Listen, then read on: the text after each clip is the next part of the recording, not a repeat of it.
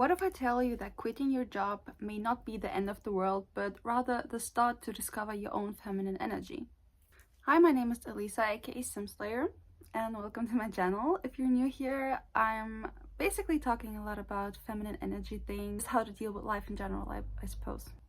Many of us live in those masculine-driven systems and hierarchies in companies, especially if you're working somewhere in a corporate job. You have your boss who is telling you what to do, you have to finish your tasks on time, never make a mistake, and always take accountability for everything.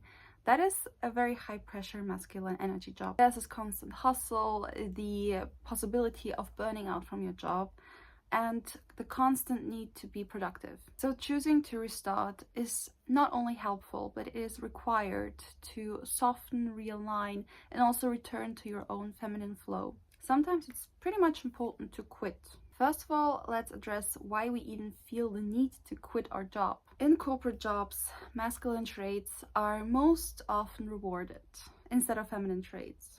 So competition, logic, and constant relentless action are needed and necessary for corporate jobs, which are masculine traits. You got it. But when your soul craves the rest, the reassurance, the need to soften, then those corporate traits are not doing you any favor. It's like your soul is screaming, this isn't nourishing anyone anymore. And it's not something we need to look down upon. No, it's quite the opposite. We need to listen to this voice. We need to actually take action and not ignore what our soul needs. The second thing is we need to break the stigma of constant hustle and never giving up and always serving.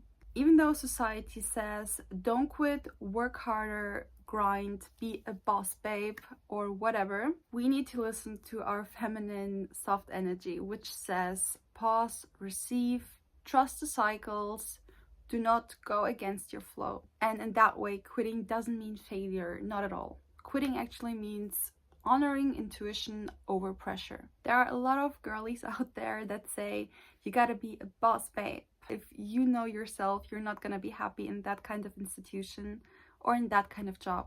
Instead, listen to something that might feel closer to your soul, to your purpose. And if that means listening to girls that say quit your job, be a stay-at-home mom or whatever, then go ahead, as long as you feel happy with whatever choice you made. The third thing is that you have to recognize your feminine wake-up calls. Some of those signs may be that you feel constantly disoriented, you feel anxious and disconnected and drained. Those are warning signs that your body sends you to recognize that this is not your calling, this is not right for you. If you initially crave space, you crave community, softness, creativity especially, then you should go for something that maybe a corporate job may not fill you with. So those feelings are not laziness. No, it's quite the opposite. People that are lazy, they would be rather fulfilled with a corporate job because it's often not as demanding as, so let's say, a creative job, because there you don't have to constantly create something. You don't have to be in your flow. But in creative jobs, you often do need to stand up for yourself and your routine, your productivity.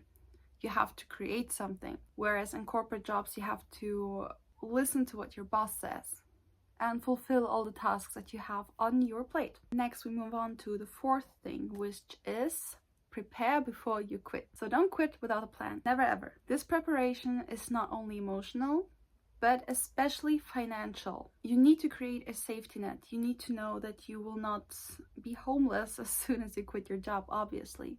You need to have some kind of safety net that will catch you if you fall. And in this case, quitting your job means falling, not failing, falling. It creates space for reflection, right? So you need to realign all your values again. You need to know what is it that you want to make money from.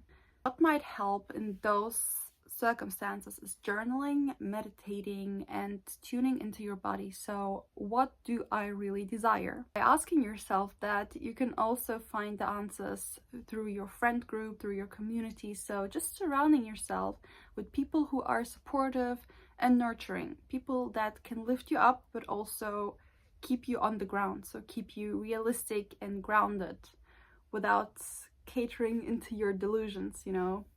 The next step is obviously making the leap. You have to close this chapter with gratitude. Do not stop working there and feel resentful and mad.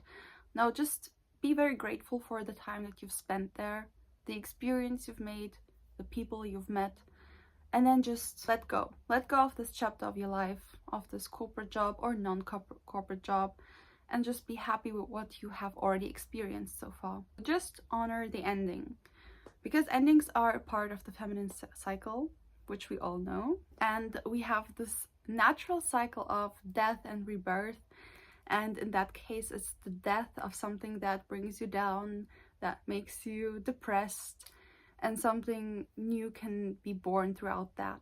The in-between phase, though, might be the thing that could challenge you the most. It's the time where you do not feel connected or aligned with something already, but at the same time, this is the exact time space where your feminine energy may thrive, right? So instead of using the next thing and running to the next job as soon as possible, just try to relax, realign with your values, as I said before, and try to receive. So receive opportunities, receive chances, receive good positive energy, and try to find yourself again. You can explore yourself. You can start painting again, drawing, writing, dancing, reading, just all of those feminine hobbies that you can start again in that time. They should be started. They should be explored. These things have to be done in the time that you have time. So you quit your job, you're in that phase where you do not know where to go next. That is actually the perfect time to start experimenting with everything at once. Nothing's stopping you. There's no image that you need to protect in that time, like in front of your boss or your friends. No, so that's why you should start everything at once if you want to. Only if you want to, obviously. Nobody is making you start a new business or start a new hobby, but it would be advisable to explore yourself, your boundaries, what your needs are, what your dreams are. And that's how we get into the last phase, which is restarting in your feminine energy. This is where you will lean into the work that gives you the purpose and aligns with your values the most. It gives you creativity.